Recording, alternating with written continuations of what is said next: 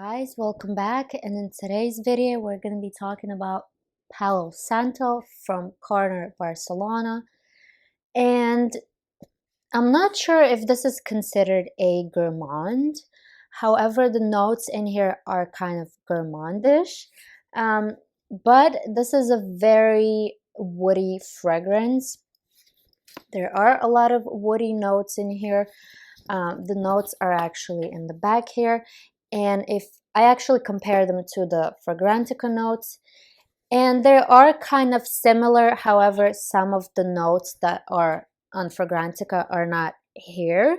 So yeah, I do have the most accurate notes right here on the box. And it comes in this box. This is what the presentation looks like. This is the actual bottle, and I have this in 100 ml. You guys, for the price that you can find this for, I think it's absolutely amazing. The cap is also real wood. It's pretty heavy. There is definitely some quality to this thing, and I think it looks pretty good. Yeah, I don't know. I love this fragrance. So let's talk about the notes that are in here.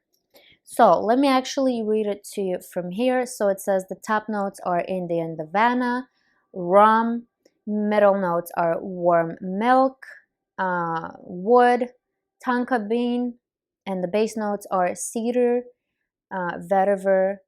So yeah, according to Fragrantica, there is sandalwood in here, but it's not stated on their official website, so I don't know if there is actually sandalwood in here or not, or if that was a mistake on Fragrantica, but this fragrance smells very woody and milky.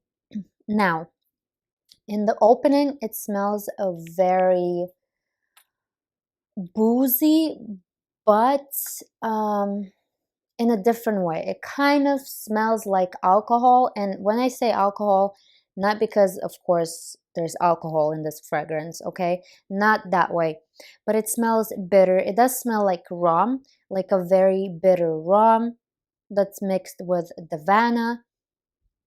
So yeah, there's like a lot of booziness in the opening and a lot of bitterness from that alcohol accord, whatever you want to name it.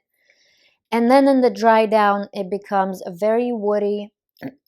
For some reason, I smell kind of like fried nuts in here, perhaps fried hazelnuts.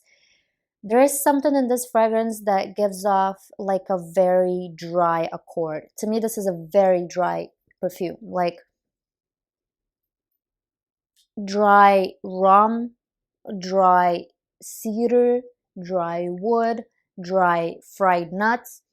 I don't know what's given me that fried nut accord, but that's what I smell in here.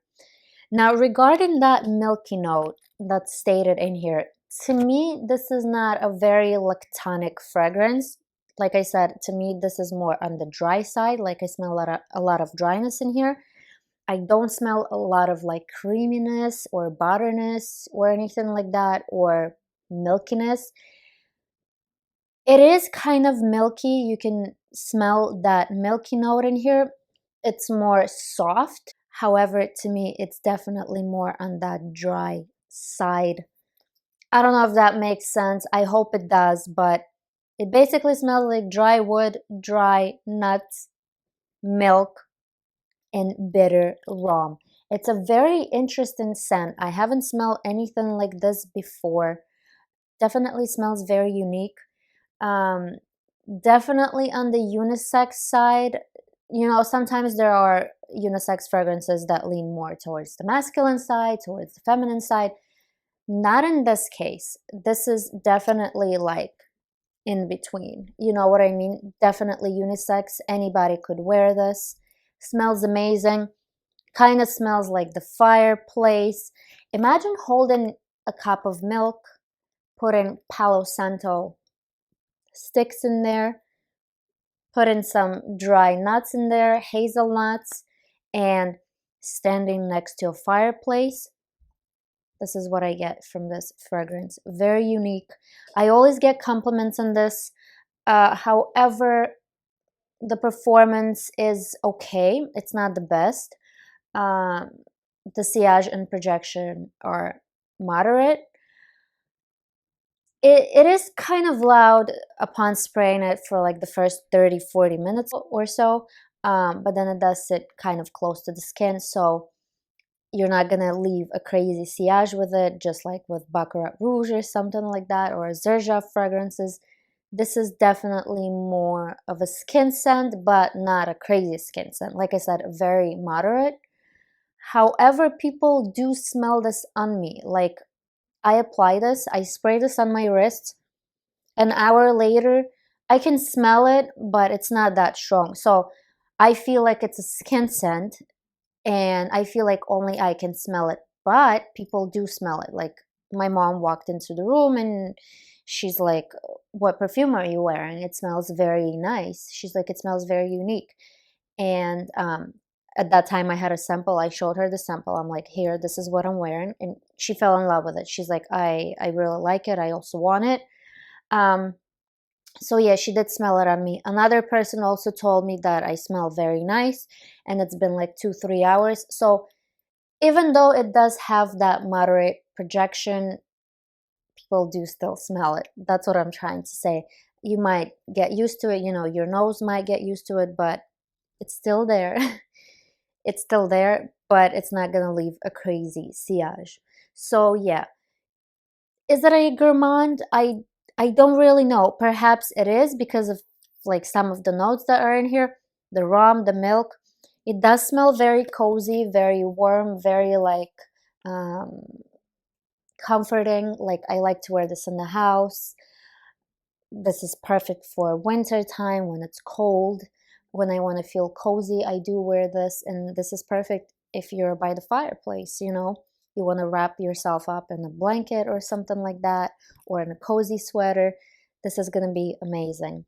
So yeah, if you are looking for woody scents, I definitely suggest to try this one out. If you love gourmands like me, definitely try it out. Another thing that I noticed about this fragrance is that I have tried Vetiver Moloko from Ex Nihilo, and I actually wanted to order that fragrance.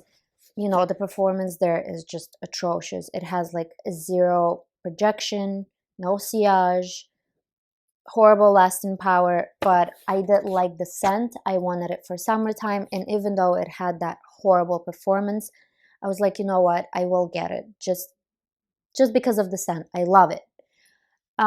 It is pretty expensive. So I did try Palo Santo, and I realized that in the dry down, I kind of smell that vetiver moloko from Ex Nihilo in the base. I do smell that vetiver, and I feel like actually that there are citrusy notes in that fragrance. There's bergamot in there. I actually feel like I do smell a little bit of that bergamot and that same base from vetiver moloko.